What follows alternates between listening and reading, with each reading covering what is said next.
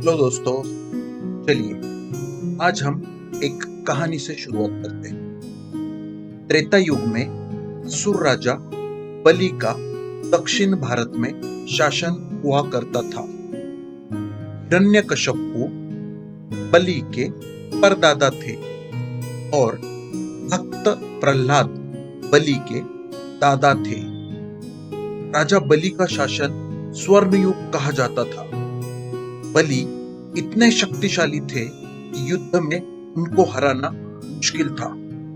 इन सब गुणों के कारण उन्हें महाबली कहा जाने लगा। महाबली भगवान विष्णु के भक्त थे। उस समय असुर और देवताओं की आपस में दुश्मनी थी और असुर राजा बलि बढ़ती ताकत को देखकर देवताओं में खलबली मच गई। जब देवताओं ने भगवान विष्णु से बलि के अंत की गुहार लगाई तो भगवान विष्णु भी महाबली से सीधा युद्ध नहीं करना चाहते थे। अंत में विष्णु ने छल का सहारा लिया और वो बटु बालक वामन के रूप में महाबली के समक्ष ठीक उस वक्त पहुंचे जब बलि पूजा पाठ खत्म कर दान देने बैठे थे। वामन ने बलि से 3 पग जमीन मांगी। दैत्य गुरु शुक्राचार्य ने मना करने के बाद भी महाबली ने उसके प्रस्ताव को स्वीकार किया और विष्णु ने तत्काल अपना आकार आकाश तक बढ़ाया। पहले पग में पृथ्वी, दूसरे पग में आकाश नापकर महाबली से पूछा कि तीसरा पग कहाँ रखूं। महाबली ने तुरंत अपना मस्तक उनके सामने झुकाया और सर विष्णु के पैर के नीचे कर दिया। इस वार से महाबली अपने राज्य से विस्थापित होकर पाताल लोक में धकेल दिए गए।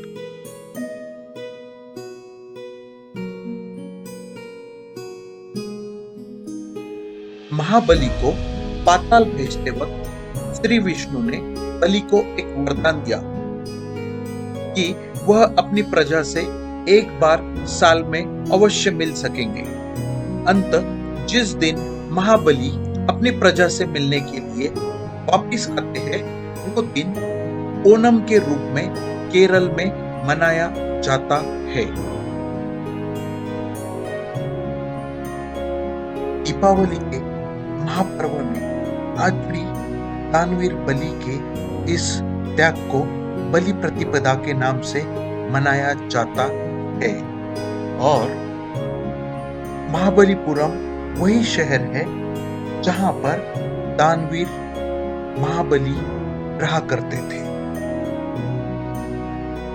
चलिए अब पुराणों से वर्तमान में आते हैं। कोविड-19 ने नवंबर 2019 में चाइना के वुहान शहर में पहली बार दस्तक दी और फिर पूरी दुनिया में जो तांडव मचाया वो हम सब जानते हैं। लेकिन नवंबर 2019 का ठीक 1 महीना पहले यानी अक्टूबर 2019 में चीन के राष्ट्रपति शी जिनपिंग भारत आए थे और भारत और चाइना के बीच समिट का आयोजन हुआ था। तमिलनाडु के चेन्नई शहर के पास बसे एक ऐतिहासिक विरासत के धनी छोटे गांव में इस समिट का आयोजन हुआ जिसका नाम है महाबलीपुरम।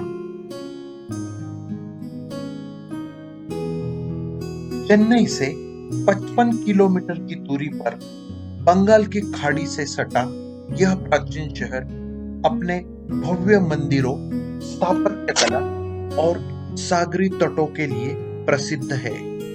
यहाँ पर आपकी जेब के अनुसार हर बजट के हिसाब से कई रिसोर्ट, होटल है। यहाँ पर प्रमुख आकर्षण का केंद्र है शोर टेम्पल और इसके अलावा रथ मंदिर, रथ, कृष्ण मंडपम, 2000 साल पुराना light house, Krishna butter ball, crocodile bank, गुफाएं, संग्रहालय, वाटर स्पोर्ट एक्टिविटी और बीच रिसोर्ट्स है, जिसकी वजह से महाबलीपुरम भारत के बेहतरीन पर्यटन स्थलों में से एक माना जाता है।